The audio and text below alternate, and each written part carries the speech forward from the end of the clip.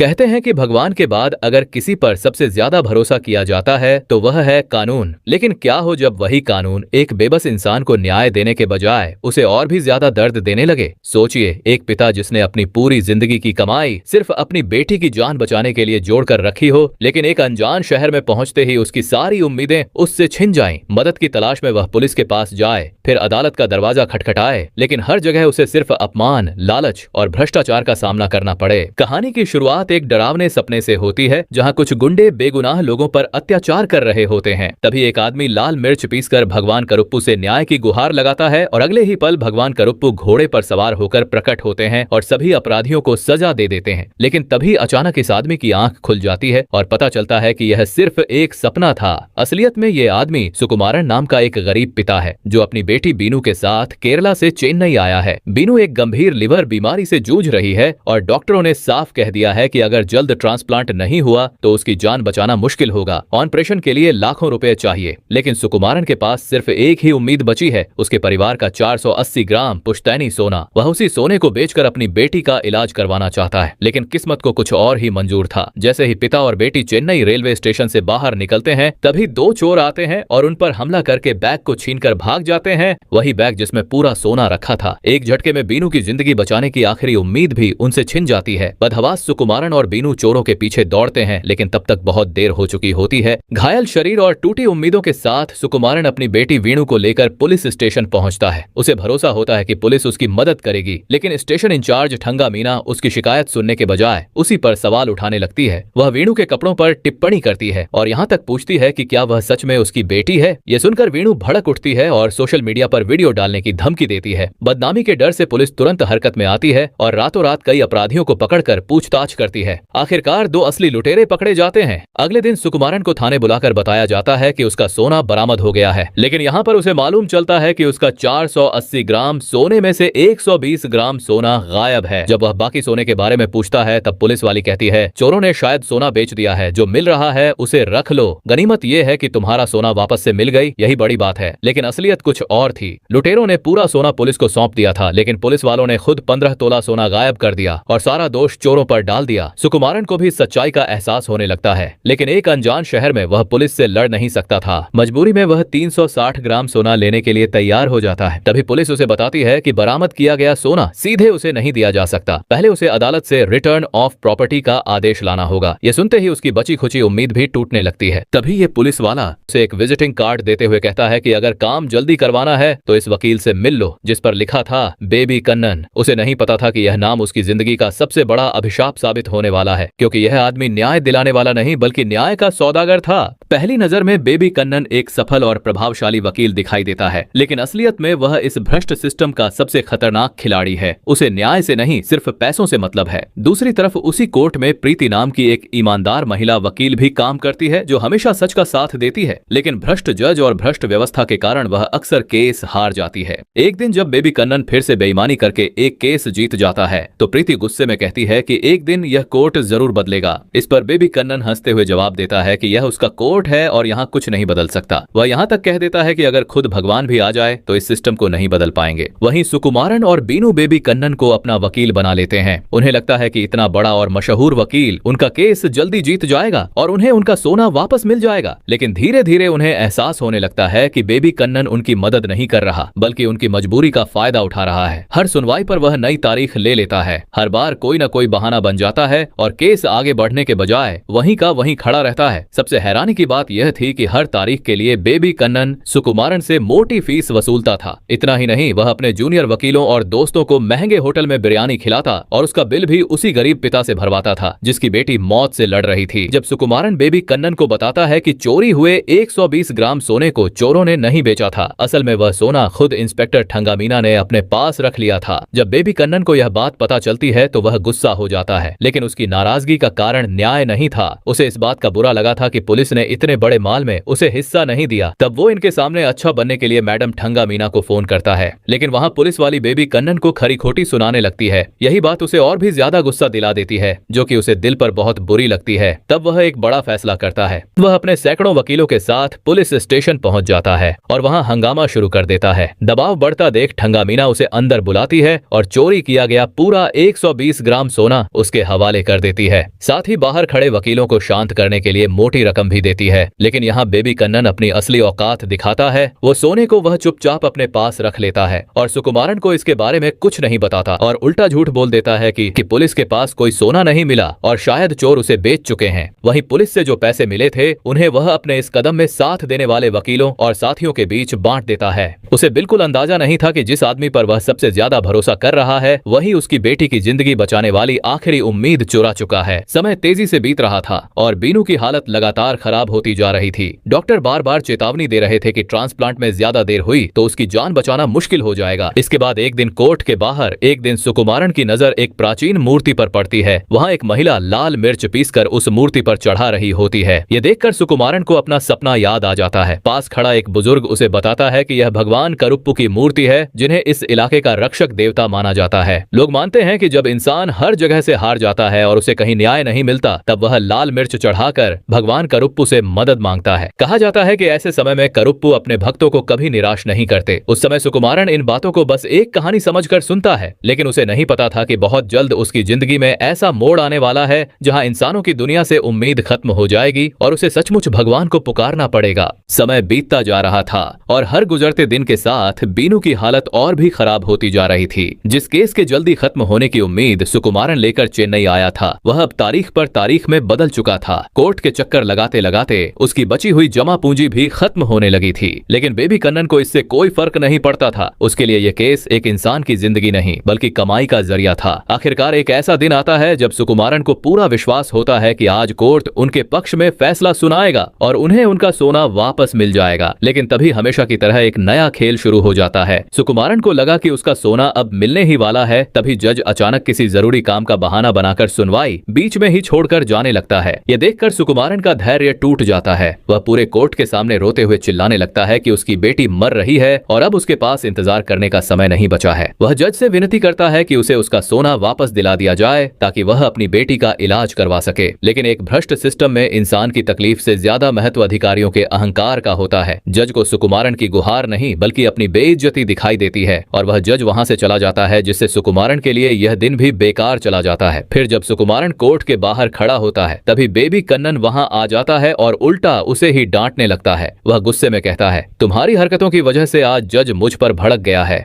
यह सुनकर सुकुमारन का सब्र टूट जाता है। वह कहता है, तुम्हें हर समय सिर्फ पैसों की पड़ी रहती है। इतने दिनों से तुमने मेरा सोना वापस नहीं दिलवाया बल्कि मुझे तारीखों के जाल में फंसा कर रखा है। सच बताओ, क्या तुमने आज तक किसी का केस ईमानदारी से सुलझाया भी है? सुकुमारन की यह बात सुनते ही बेबी कन्नन की टीम का एक सदस्य गुस्से में आ जाता है और उसे जोरदार थप्पड़ मार देता है। लेकिन बेबी कन्नन उसे डांटने के बजाय उल्टा सुकुमारन को ही कह देता है, अब मैं भी देखता हूँ कि इस शहर में तुम्हारा सोना तुम्हें वापस कौन दिलाता है। और इतना कहकर बेबी कन्नन गुस्से में वहां से चला जाता है। जहां अब यह घटना सुकुमारन को अंदर तक तोड़ देती है। जिस सिस्टम पर उसने भरोसा किया था वही अब उसके खिलाफ खड़ा था। उसी शाम वह कोर्ट के बाहर अकेला बैठा होता है। तभी उसकी मुलाकात एक अजीब बूढ़े आदमी से होती है जिसे लोग घोस्ट कहकर बुलाते हैं। वह बूढ़ा आदमी बताता है कि करीब 30 साल पहले वह भी इसी कोर्ट में इंसाफ की उम्मीद लेकर आया था, लेकिन केस खत्म होने के बजाय उसकी पूरी जिंदगी ही खत्म हो गई। वह आज तक न्याय का इंतजार कर रहा है। उसकी बात सुनकर सुकुमारन को एहसास होता है कि इस कोर्ट में सिर्फ फैसले देर से नहीं मिलते बल्कि कई लोगों की पूरी जिंदगी यहीं बर्बाद हो जाती है। अब उसके पास कोई रास्ता नहीं बचा था। न पुलिस से उम्मीद थी, न वकीलों से और न ही अदालत से। पूरी तरह टूट चुका सुकुमारन धीरे धीरे उस मंदिर की तरफ बढ़ता है जहां भगवान करुप्पू की मूर्ति स्थापित थी। उसकी आंखों से लगातार आंसू बह रहे होते हैं। वह लाल मिर्च पीसता है, उसे भगवान की मूर्ति पर चढ़ाता है और फूट फूट कर रोने लगता है। वह भगवान से कहता है कि इंसानों की दुनिया में उसके लिए कोई न्याय नहीं बचा है। अगर सच में भगवान मौजूद हैं, तो अब सिर्फ वही उसकी बेटी को बचा सकते हैं। सुकुमारन की यह पुकार सिर्फ एक प्रार्थना नहीं थी बल्कि एक टूटे हुए पिता की अंतिम चीख थी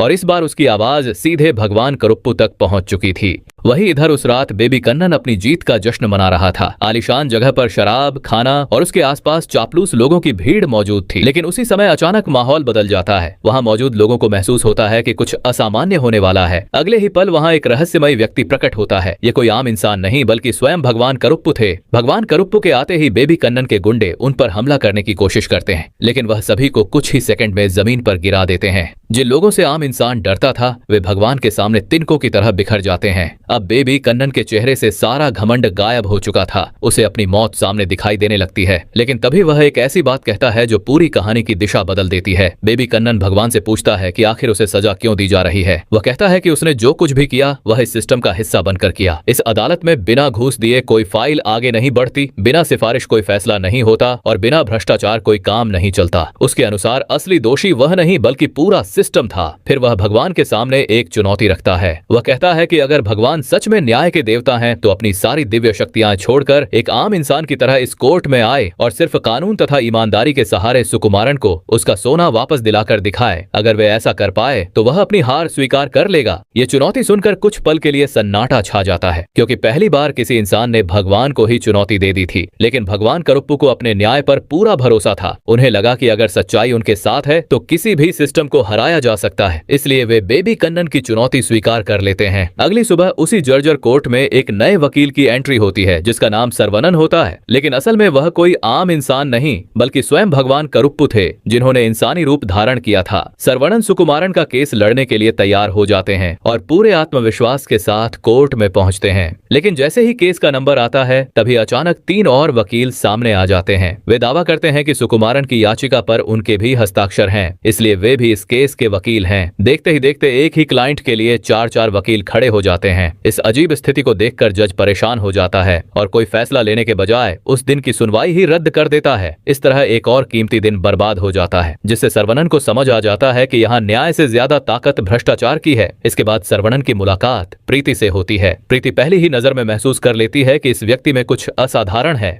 उसी दिन कोर्ट के बाहर पहली बार सरवनन को बेबी कन्नन के खौफ का लोगों में असली चेहरा देखता है। वहाँ उसकी नजर कनमनी नाम की एक महिला पर पड़ती है जिसने एक शक्तिशाली मंत्री के खिलाफ गंभीर आरोप लगाए थे। लेकिन मंत्री की ताकत और बेबी कन्नन के आतंक की वजह से कोई भी वकील उसका केस लड़ने को तैयार नहीं था। तभी बेबी कन्नन पूरे कोर्ट के सामने कनमनी की फाइल जमीन पर फेंक देता है और चुनौती देते हुए कहता है, अगर किसी में हिम्मत है तो इस फाइल को उठाकर दिखाए। यह सुनते ही पूरे कोर्ट में सन्नाटा छा जाता है। कोई भी वकील आगे नहीं आता। यहाँ तक कि जो वकील पहले कनमनी का केस लड़ने के लिए तैयार हुआ था वह भी बेबी कन्नन के डर से पीछे हट जाता है। इसी बीच सरवनन उन वकीलों के पास जाता है जो सुकुमारन के केस को लड़ने का दावा कर रहे थे। वह उनसे अपनी पिटीशन वापस लेने के लिए कहता है, लेकिन जब वे उसकी बात नहीं मानते तो सरवनन कुछ पलों के लिए अपनी दिव्य शक्ति का इस्तेमाल करके समय को रोक देता है। इसके बाद वह प्रीति से उन वकीलों की पिटीशन फाड़ देने के लिए कहता है। प्रीति भी बिना देर किए उनके पिटीशन के कागज फाड़ देती है। लेकिन यहाँ एक बड़ी दिक्कत हो जाती है क्योंकि बेबी कन्नन ये सब देख लेता है। इसके बाद जब बेबी कन्नन और सरवनन आमने सामने आते हैं तो बेबी मुस्कुराते हुए कहता है, मैंने सब देख लिया है। आपने अपनी शक्तियों का इस्तेमाल किया है और हमारे बीच हुई शर्त को तोड़ा है। हमारी डील यह थी कि आप एक आम इंसान बनकर यह लड़ाई लड़ेंगे, न कि अपनी दिव्य शक्तियों के दम पर। अगर आपको सच में न्याय पर भरोसा है तो वादा कीजिए कि आज के बाद किसी को न्याय दिलाने के लिए न अपनी शक्तियों का इस्तेमाल करेंगे और न ही किसी तरह का शॉर्टकट अपनाएंगे। वहीं सरवनन को भी बेबी कन्नन की बात में तर्क नजर आता है, इसलिए मजबूर होकर वह उसकी शर्त मान लेते हैं और वादा करते हैं कि अब से वे किसी भी दिव्य शक्ति का उपयोग नहीं करेंगे। अब यह लड़ाई सिर्फ कानून, सबूत और सच के दम पर लड़ी जाएगी। दूसरी तरफ बीनू की हालत लगातार बिगड़ती जा रही थी और समय तेजी से निकल रहा था, जबकि सर्वानंद अभी भी यह मानकर लड़ रहा था कि सच और कानून के सहारे इस सिस्टम को हराया जा सकता है। लेकिन बहुत जल्द उन्हें पता चलने वाला था कि इंसानों की बनाई हुई इस दुनिया में सबसे मुश्किल काम न्याय दिलाना नहीं बल्कि इंसानियत को जिंदा रखना है। सर्वानंद पूरी ईमानदारी से सुकुमारन का केस लड़ता रहता है और धीरे धीरे उसके पक्ष में सबूत भी मजबूत होने लगते हैं। ऐसा लगने लगता है कि अब आखिरकार बीनू को उसका सोना मिल जाएगा। लेकिन तभी सिस्टम अपना सबसे गंदा चेहरा दिखाता है। सुनवाई के दौरान जज सवाल उठाता है कि क्या कोई सबूत है कि बरामद हुआ सोना सचमुच सुकुमारन का ही है। इतना ही नहीं, वह अचानक बीनू के कपड़ों पर टिप्पणी करने लगता है और कहता है कि कोर्ट में इस तरह के कपड़े पहनकर आना ठीक नहीं है। पहले से ही बीमारी और अन्याय से परेशान बीनू अपना गुस्सा रोक नहीं पाती और जज को जवाब देती है कि कोर्ट में फैले भ्रष्टाचार और गंदगी पर किसी का ध्यान नहीं जाता, लेकिन एक लड़की के कपड़ों पर सबकी नजर चली जाती है। बीनू की बात सच थी, लेकिन सच अक्सर सत्ता में बैठे लोगों को पसंद नहीं आता। जज अपने अहंकार में अंधा हो जाता है और कोर्ट की अवमानना का आरोप लगाकर बीनू को 1 दिन के लिए जेल भेजने का आदेश दे देता है। ये फैसला सुनकर सुकुमारन और सर्वानंद दोनों हैरान रह जाते हैं। एक ऐसी लड़की जो पहले से मौत से लड़ रही है, उसे जेल भेज दिया जाता है, जहां उसकी तबीयत और ज्यादा बिगड़ने लगती है। ये देखकर सर्वानंद पहली बार खुद को असहाय महसूस करने लगता है। वह जानता था कि अगर चाहे तो एक पल में सब कुछ ठीक कर सकता है, लेकिन बेबी कन्नन से की गई शर्त और इंसान बनकर लड़ने का वादा उसे रोक रहा था। अब बीनू की बिगड़ती हालत को देखकर सर्वानंद तुरंत उसे अस्पताल लेकर जाता है, जहां डॉक्टर उसकी जांच करने के बाद साफ शब्दों में कहते हैं कि उसका लिवर लगभग पूरी तरह फेल हो चुका है। अगर जल्द से जल्द ट्रांसप्लांट नहीं हुआ तो उसे बचाना नामुमकिन होगा, जिसके लिए सोना मिलना बेहद जरूरी था। इसी उम्मीद में सर्वानंद और प्रीति रात के समय जज के घर पहुंचते हैं ताकि उससे इमरजेंसी आदेश पर हस्ताक्षर करवा सकें और सोना मिल जाए, लेकिन वहां भी उनका सामना उसी भ्रष्ट सिस्टम से होता है। बेबी कन्नन पहले से ही जज के साथ बैठा हुआ था और दोनों मिलकर मामले को टालने की कोशिश कर रहे थे। जज उनकी बात सुनने के बजाय उन्हें घर से भगा देता है। उस समय सर्वानंद के लिए यह पल बेहद दर्दनाक था, क्योंकि वे जानते थे कि अगर वे अपनी दिव्य शक्तियों का इस्तेमाल करें तो एक सेकंड में सब कुछ बदल सकता है, लेकिन इंसान बनकर लड़ने की अपनी शर्त उन्हें रोक रही थी। अगले दिन कोर्ट में सुनवाई पूरी होने के बाद सर्वानंद अपनी दलील खत्म करते हुए सिर्फ दैट्स ऑल कहता है। बस इतनी सी बात पर जज का अहंकार फिर जाग जाता है। वह गुस्से में कहता है कि सर्वानंद ने उसे माय लॉर्ड या योर ऑनर नहीं कहा, इसलिए यह कोर्ट का अपमान है। फिर वह साफ शब्दों में कह देता है कि जब तक सर्वानंद उसके सामने झुककर माफी नहीं मांगेगा, वह सोना वापस करने का आदेश जारी नहीं करेगा। यह एक ऐसा पल था जहां पूरी दुनिया को झुकाने वाला भगवान खुद एक भ्रष्ट जज के सामने खड़ा था।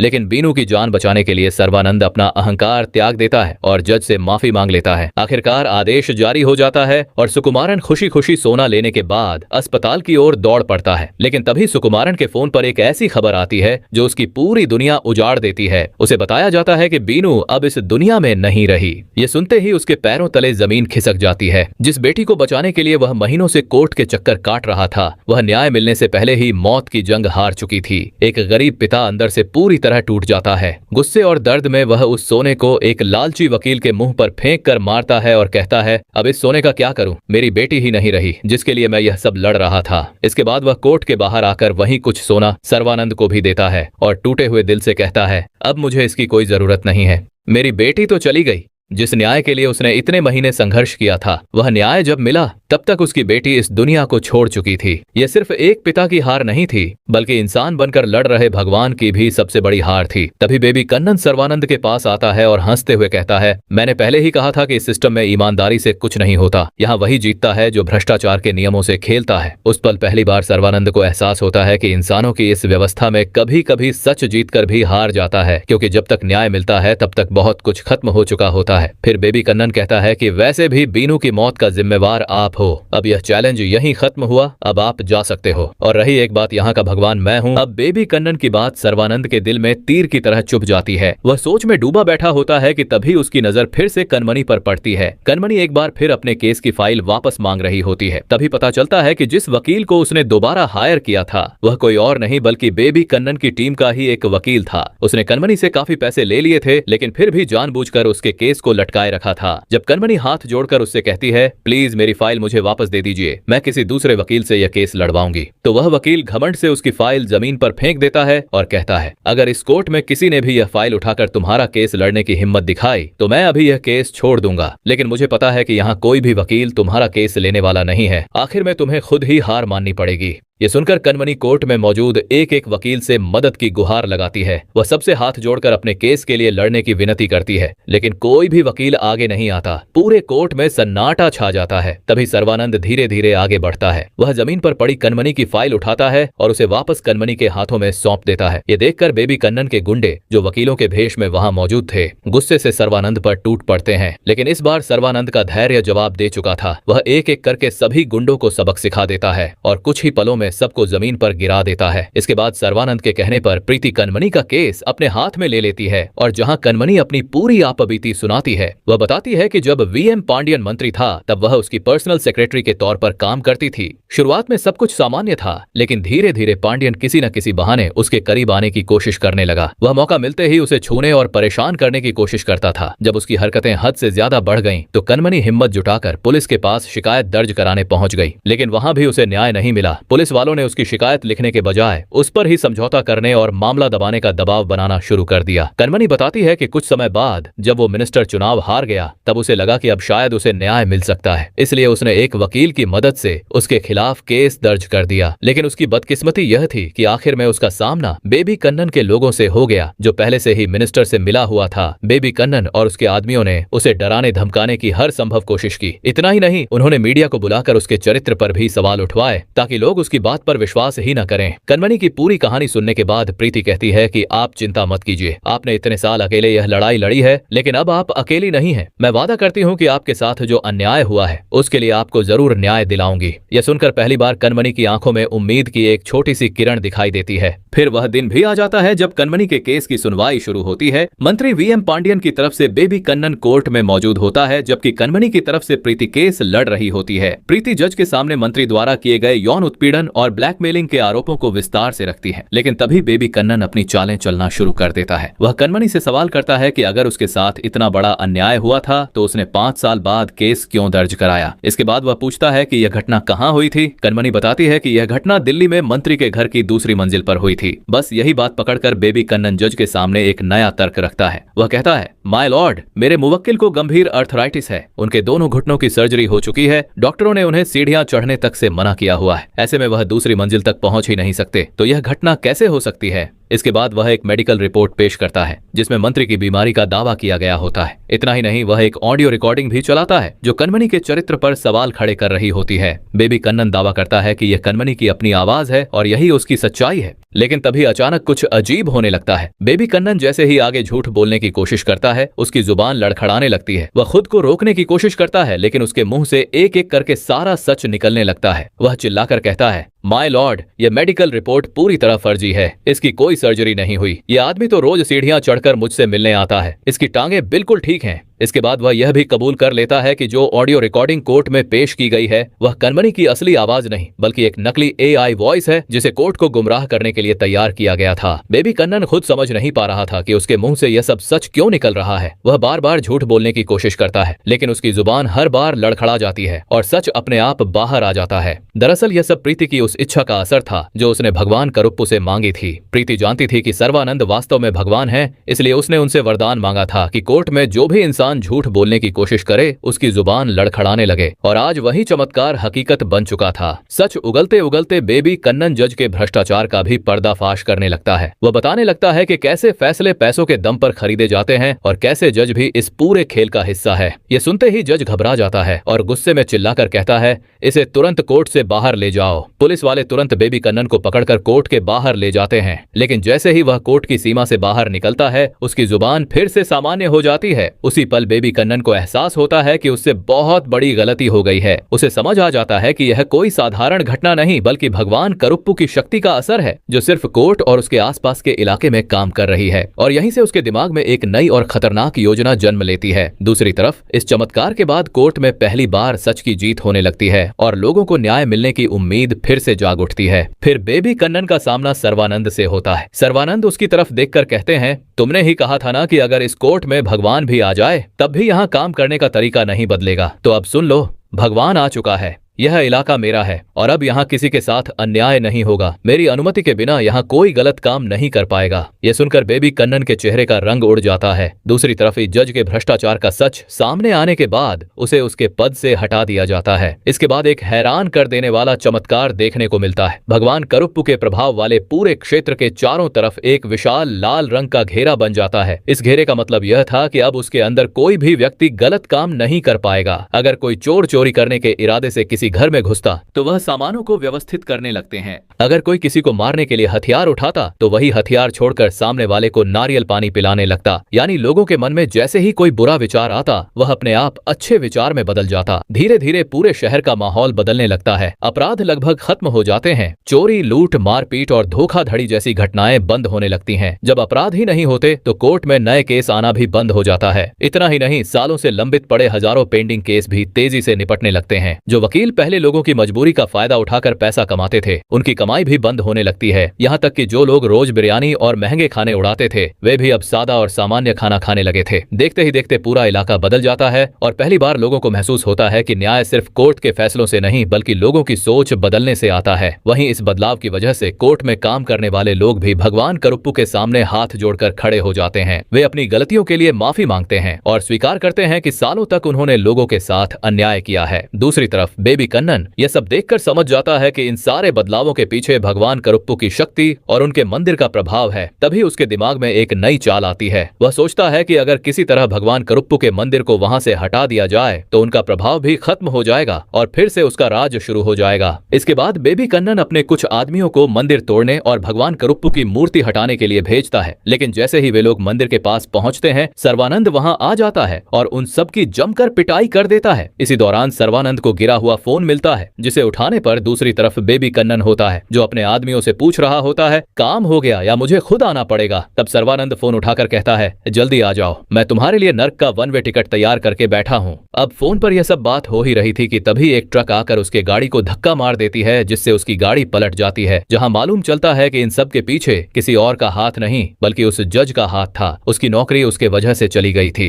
इसलिए उसने कुछ गुंडों को उसे मारने के लिए भेजा था। लेकिन जैसे ही वे गुंडे भगवान करुप्पू के लाल घेरे के अंदर आते हैं, उनके दिमाग की सोच बदल जाती है। जो लोग कुछ पल पहले हत्या करने आए थे, वही सर्वानंद की मदद करने लगते हैं। ये देखकर बेबी कन्नन हैरान रह जाता है, लेकिन जैसे ही वे गुंडे लाल घेरे की सीमा पार करके बाहर निकलते हैं, उनकी सोच फिर से बदल जाती है और वे दोबारा पहले जैसे अपराधी बन जाते हैं। यहीं बेबी कन्नन को सबसे बड़ा राज पता चलता है। उसे समझ आ जाता है कि भगवान करुप्पू की शक्ति पूरे शहर में नहीं बल्कि एक तय सीमा तक ही काम कर रही है। वह तुरंत इसका वीडियो बनाकर जज के पास पहुंचता है और उसे सबूत दिखाते हुए बताता है कि भगवान की शक्तियों का प्रभाव सिर्फ उस लाल घेरे के अंदर ही है। ये सब देखकर जज डर जाता है। उसे एहसास होता है कि वह अनजाने में भगवान के खिलाफ खड़ा हो गया है। घबराकर वह बेबी कन्नन से कहता है, हमें यह सब छोड़कर कहीं दूसरी जगह चले जाना चाहिए। भगवान से टकराना हमारे बस की बात नहीं है। लेकिन बेबी कन्नन इतनी आसानी से हार मानने वाला नहीं था। वह जज से कहता है, अगर भगवान की शक्तियों की भी एक सीमा है तो हमें भगवान को नहीं बल्कि कोर्ट की जगह को बदलना होगा। लेकिन जज उसकी बात मानने से इनकार कर देता है और वहां से जाने लगता है। तभी बेबी कन्नन अपनी असली हैवानियत दिखाता है और जज की हत्या कर देता है और उसकी बॉडी को कोर्ट के अंदर ऐसे रख देता है जैसे छत गिरने से मौत हुई हो। इसके बाद वह अपनी टीम के सभी वकीलों को बुलाता है और उन्हें कोर्ट में इकट्ठा करता है। फिर वह सबको मजबूर करता है कि वे एक साथ कोर्ट की कमजोर सीढ़ियों पर चढ़ें। इतने लोगों का वजन पड़ते ही सीढ़ियां टूट जाती हैं। अब बेबी कन्नन को अपनी साजिश पूरी करने का मौका मिल जाता है। वह इस हादसे का फायदा उठाकर कोर्ट में विस्फोट करवा देता है, जिससे पहले से जर्जर हो चुकी इमारत पूरी तरह तबाह हो जाती है और कुछ ही समय में यह खबर मीडिया तक पहुंच जाती है। हर चैनल पर यही चर्चा होने लगती है कि कोर्ट की खस्ता हाल स्थिति की वजह से एक जज की मौत हो गई। लोग डरने लगते हैं कि अगर इस इमारत में और ज्यादा दिन काम किया गया तो कोई और बड़ा हादसा भी हो सकता है। मीडिया और जनता के बढ़ते दबाव को देखकर आखिरकार सरकार फैसला लेती है कि इस पुराने कोर्ट को बंद करके नई जगह पर शिफ्ट किया जाए। यही तो बेबी कन्नन चाहता था। उसकी पूरी योजना सफल हो चुकी थी। अब कोर्ट भगवान करुप्पू के लाल घेरे और उनकी शक्तियों की सीमा से बाहर जाने वाला था और बेबी कन्नन को पूरा विश्वास था कि जैसे ही ऐसा होगा उसका पुराना भ्रष्ट साम्राज्य फिर से वापस लौट आएगा। फिर कुछ समय बाद एक नया आलीशान और आधुनिक कोर्ट दूसरे शहर में तैयार हो जाता है, जो भगवान करुप्पू के लाल घेरे से बहुत दूर था। देखने में ये कोर्ट बिल्कुल वैसा ही था जैसा प्रीति ने अपनी इच्छा में मांगा था।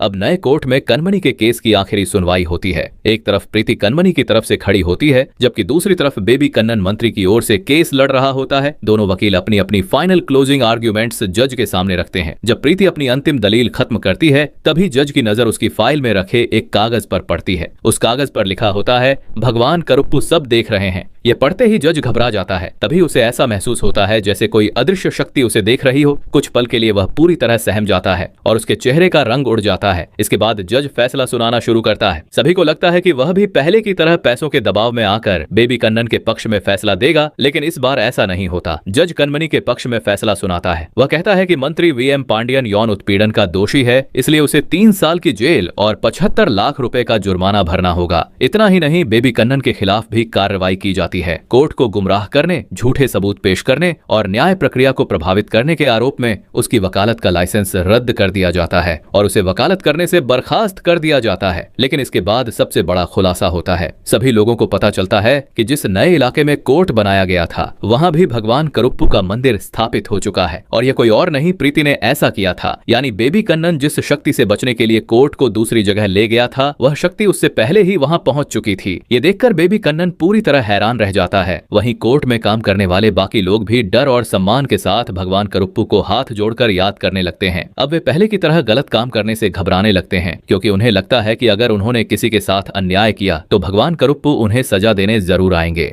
फिर नए कोर्ट का उद्घाटन समारोह चल रहा होता है। वहां जज, वकील और कई बड़े लोग मौजूद होते हैं। तभी अचानक बेबी कन्नन अपने गुंडों के साथ वहां पहुंच जाता है। अब तक वह पूरी तरह पागल और घमंडी हो चुका था। वह लोगों को पीटना शुरू कर देता है और चिल्लाकर कहता है, तुम लोग भगवान के डर से अच्छे बन गए हो ना, लेकिन सच ये है कि भगवान जैसी कोई चीज नहीं होती। कोई भगवान नहीं है जो तुम्हें बचाने आएगा। इतना कहकर वह वहां मौजूद लोगों पर हमला करने लगता है। यहाँ तक कि वह प्रीति पर भी गोली चला देता है। लेकिन तभी सभी को बचाने के लिए सर्वानंद जैसा दिखने वाला उस इलाके का एक पुलिस सिंघम वहां आता है। तब ये देखकर बेबी कन्नन हंसते हुए कहता है, यह मेरा इलाका है, यह मेरा कोर्ट है, यहाँ सिर्फ मेरी चलेगी। इसके बाद वह अपने गुंडों को सर्वानंद पर हमला करने का आदेश देता है। लेकिन उसे नहीं पता था कि जिसके सामने वह खड़ा है वह कोई साधारण इंसान नहीं बल्कि स्वयं भगवान करुप्पू हैं। सर्वानंद अकेले ही एक एक करके सभी गुंडों को धराशायी कर देता है। जब अपने सारे आदमी हार जाते हैं तो बेबी कन्नन प्रीति की गर्दन पर चाकू रख देता है और उसे बंधक बना लेता है। तभी अचानक पूरा माहौल बदल जाता है। चारों तरफ लाल रंग की चमक फैल जाती है और वहां मौजूद हर व्यक्ति डर से कांप उठता है। अगले ही पल भगवान करुप्पू अपने असली दिव्य रूप में प्रकट हो जाते हैं। इसके बाद वे अपने उग्र रूप में नृत्य करते हुए एक एक गुंडे का अंत कर देते हैं। आखिर में सिर्फ बेबी कन्नन बचता है। भगवान करुप्पू उसके सारे पापों का हिसाब चुकाते हैं और उसका भी संहार कर देते हैं। इसके बाद भगवान वहां मौजूद जजों और वकीलों की तरफ देखते हुए कहते हैं,